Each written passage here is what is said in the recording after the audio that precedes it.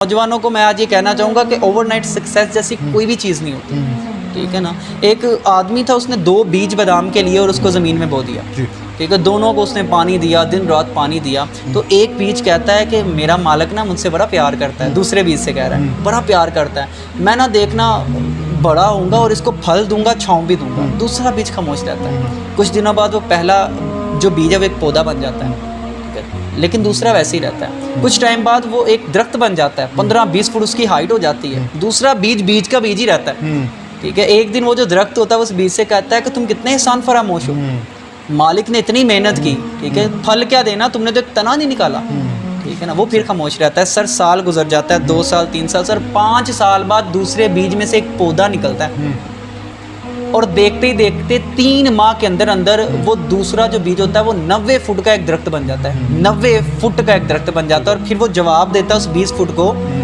कि तुमने 20 फुट पे जाना था, तुम 1 साल में बड़े होगे। मैंने 90 फुट पे जाना था, इसलिए 5 साल मुझे अपनी जड़ें मजबूत करनी पड़ी। ख्वाब बड़े हैं तो टाइम भी लगेगा,